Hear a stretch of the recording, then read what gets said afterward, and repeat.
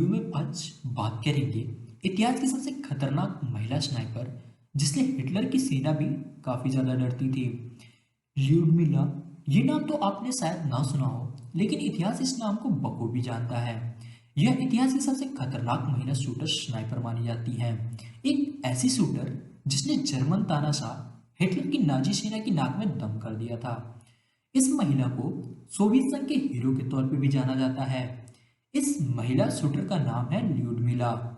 Lyudmila द्वितीय विश्व युद्ध के समय सोवियत संघ की रेड आर्मी में एक बेहतरीन स्नाइपर थी। वो भी तब जब महिलाओं को आर्मी में नहीं रखा जाता था। लेकिन ल्यूडमिला ने अपने हुनर से न सिर्फ सोवियत संघ बल्कि दुनिया भर में नाम कमाया। कहते हैं कि 25 साल की उम्र में ही ल्यूडमिला ने अपने स्नाइपर राइफल से कुल 300 लोगों को मार गिराया था, जिसमें से अधिकतर हिटलर की फौज के सिपाही थे। स्नाइपर राइफल के साथ अविश्वसनीय क्षमता के कारण ल्यूडमिला को लेडी डेथ के नाम से भी पुकारा जाता था। 12 जुलाई 1916 को यूक्रेन के एक गांव में जन्मी ल्यूडमिला ने महज 14 साल की उम्र में ही हथियार थाम लिया था। हेनरी साकेडा की किताब heroines of the Soviet union के मुताबिक ल्यूडमिला पहले हथियारों की फैक्ट्री में काम करती थी, लेकिन बाद में एक लड़की की वजह से वो स्नाइपर बन गई।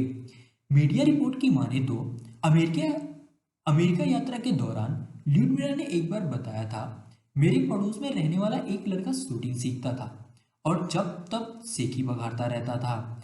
बस उसी वक्त उन्होंने ठान लिया कि अब जब एक लड़का शूटिंग सीख सकता है तो एक लड़की भी ऐसा कर सकती है।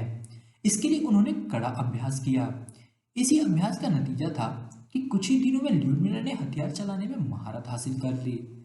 हालांकि साल 1942 में युद्ध के दौरान ल्यूडमिला बुरी तरीके से घायल हो गई, जिसके बाद उन्हें रूस की राजधानी मॉस्को भेज दिया गया। वहां चोट से उभरने के बाद उन्होंने रेड आर्मी के दूसरे निशानेबाजों को ट्रेनिंग देना शुरू कर दिया और फिर बाद में वह रेड आर्मी की प्रवक्ता भी बनी। 1945 में युद्ध खत्म होने के बाद उन्होंने सोवियत नौसेना के मुख्यालय में भी काम किया।